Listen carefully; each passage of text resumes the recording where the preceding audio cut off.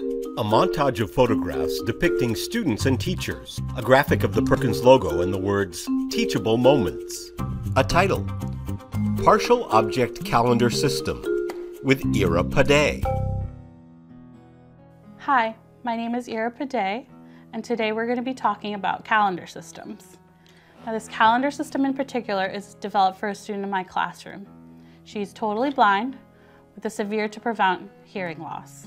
She's on a calendar system that is comprised of partial object symbols. Ira displays an example of a partial object symbol.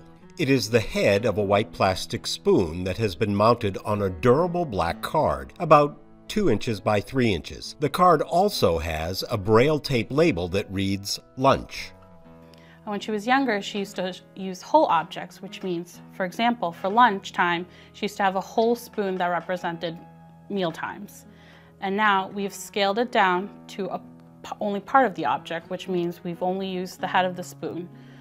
We mount it on a solid backing so she can distinguish between the actual object and a symbol which is used for communicating. Now, each symbol has a partial object and a Braille label. As the student in particular is not comprehending Braille right now, but I try to label as much of her symbols with Braille as possible to give her as much exposure to language as possible. Every day she comes to school and we put together her schedule for the day. We work on locating the appropriate symbol.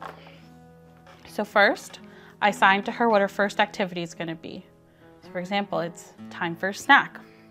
I give her a choice of 2 symbols, and she has to identify the appropriate symbol for the sign that I just presented to her. The partial object symbols are presented to the student on a long rectangular board covered with black Veltex. In this case, the student chooses between a plastic fork, the correct symbol for snack, and a piece of blue paper with a yellow fabric letter M that symbolizes meeting. She'll pick her snack symbol, and she'll mount it up on the schedule system. The schedule system, which sits on a desk to Ira's left, is a long board, perhaps 4 feet, that is separated into 12 vertical sections, each of which has a strip of Velcro tape from top to bottom. The symbols at the top of the sections denote the activities of the day in chronological order. For example, the symbol for leisure activity is a puzzle piece. The symbol for tabletop activity is a piece of Duplo block. After she's picked her first activity, I try to incorporate as many choices as possible. Now, choices give our kids a sense of self-advocacy, and it gives her a sense of control that oftentimes people with disabilities feel like they don't have. So, for example, for snack, she gets to pick what she's going to have for snack. On the Veltex covered board, 3 partial object symbols are presented. A small yogurt container that has been cut in half vertically, the cover illustration from a single serving box of Rice Krispies, and the wrapper from a cereal bar. Do you want yogurt? Do you want some cereal? Or would you like a cereal bar? She picks her choice, and so she mounts it up. So she gets as much information as she can about her each activity.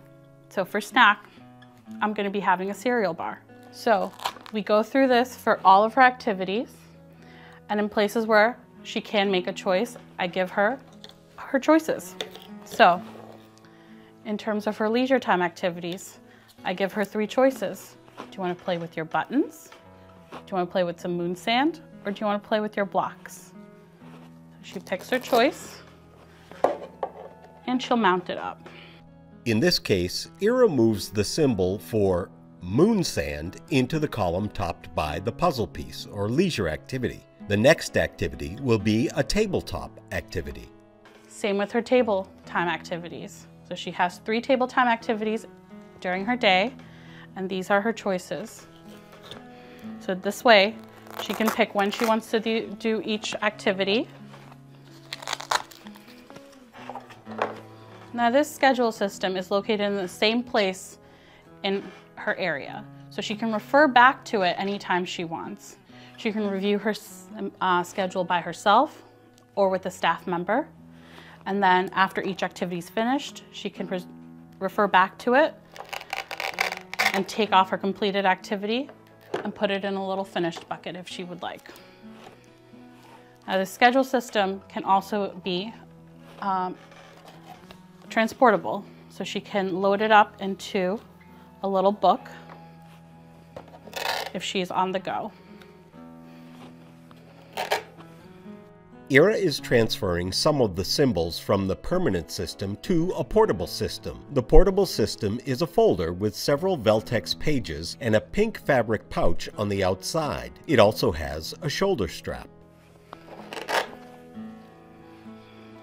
So after each activity, she can take her symbol and put it in her finished pouch. And she can take it with her on the go. In terms of construction, this is made mainly of wood, mainly for its durability.